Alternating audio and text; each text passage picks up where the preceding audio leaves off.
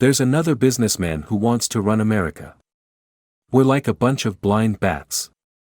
We human beings are, we millennials are, we Americans are, Vivek Ramaswamy riffed. We can't see where we are. Bats send sonar signals, which bounce off objects and allow the mammals to navigate. So we do that, we send out our signals, and it bounces off something that is true, something that is real, like family. The two parents who brought me into this world, my mother and father. The two children who I brought into this world, he went on. That is real. That is true. That means something to me.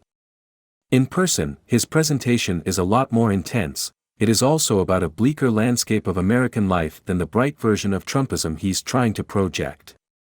We're hungry for a cause, Mr. Ramaswamy, who is 37, said of millennials when he spoke on a recent Friday night in Iowa, in a navy suit and white dress shirt, walking the stage and not pausing too often for applause. We're hungry for purpose and meaning. And identity. At a point in our national history when the things that used to fill that void, things like faith, patriotism, hard work, family, these things have disappeared. Instead, he said, poison and secular cults had taken their place. All of this, the bats and the void and the disappearance of our families from the collective American identity, was delivered to a county committee dinner in a friendly ballroom with an open bar, a buffet, patriotic decorations and a fun local musician playing country hits from the past. This is what a pro-capitalism candidate looks like in post-Trump Republican politics, in which the emphasis is on the creation of a national identity in the face of spiritual emptiness and the idea that big business and the customer aren't always right.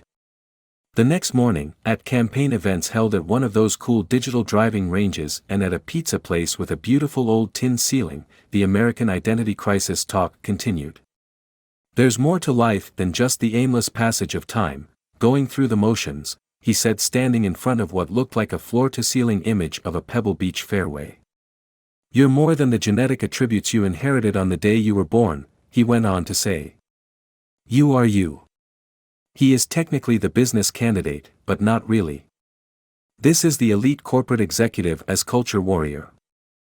Mr. Ramaswamy's pitch in Iowa was not about the application of free market principles to the federal government, at least not in the way you might expect from a pre-Trump Republican business candidate. Nor was it economic populism either, not really, because his idea isn't so much that corporations are ripping you off, it's that they're in bad faith league with one another to advance liberal pieties. Theoretically, he could be doing a business pitch.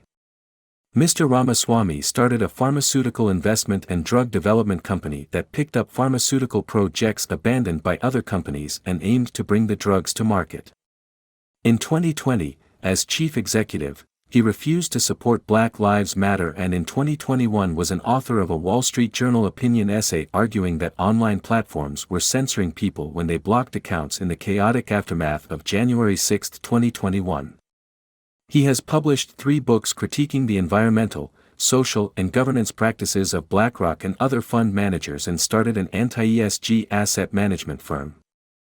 As Charles C.W. Cook of National Review pointed out, Mr. Ramaswamy has chosen to download and internalize MAGA moods, shutting down the FBI, replacing the ATF, raising the voting age to 25 unless you pass a civics test or serve in the military or as an emergency worker.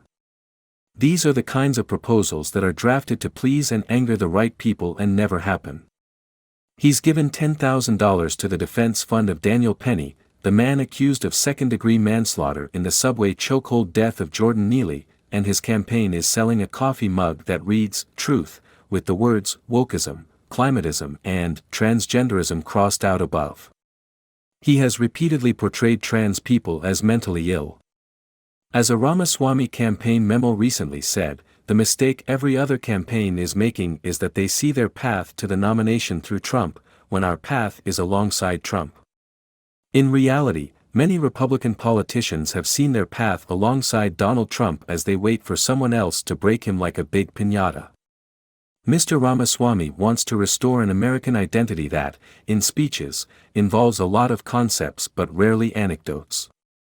That identity would involve the pursuit of excellence, which he described in an interview along vague, traditional lines, people achieving their maximal potential, free of societal hindrance. He contended this ethic is absent from corporate life. I think that part of this is psychological, that in the moment people feel compelled to apologize for excellence, he told me. To be accepted as cool, the most successful have to apologize for the system that got them there by sticking the word stakeholder in front of it, he said, and called the racial equity agenda an example of prioritizing a different value. Mr. Ramaswamy came up in an elite world where some people employ the idea of charity or progressive impulses to get ahead, first in admissions, then in business, and they sometimes become deluded or self-interested ethical consumers.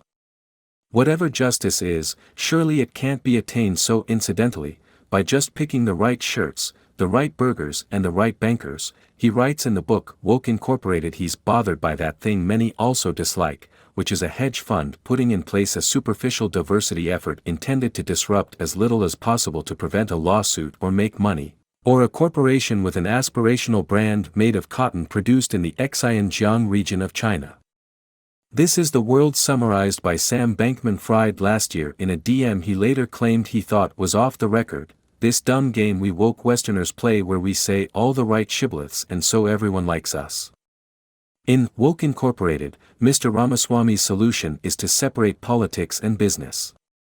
He argues that both stakeholder capitalists and Milton Friedman devotees miss something in the corporate system we have. A sole focus on fiduciary duty and profit maximization keeps corporations from becoming extragovernmental bodies like Dutch colonial trading companies. But it's also not as if the only time anyone cares about racism in America is to sell Pepsi or to get into Colombia.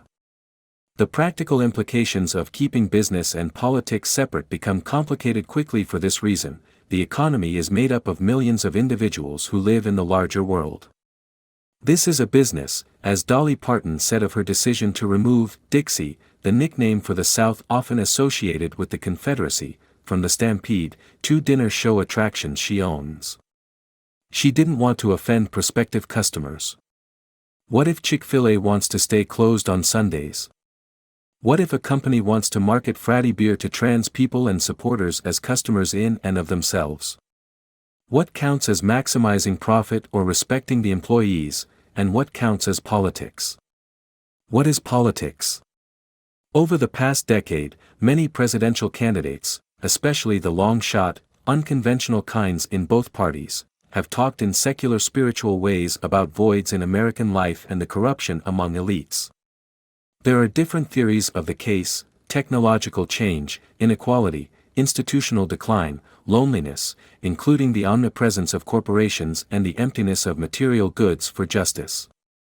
The vision that markets and capitalism would liberalize the world and accelerate the realization of a pluralistic America, full of choice and privacy and respect, has begun to dim.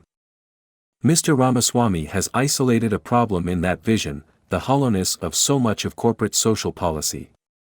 His national identity-based explanation for the void is winning with some post-Trump conservative politicians who see the power, dominion, control and punishment that Mr. Ramaswamy said he believes are behind climate activism in much of American elite life.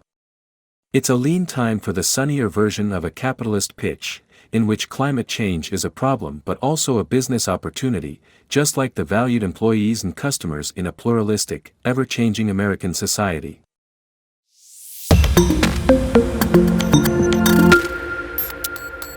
There's another businessman who wants to run America.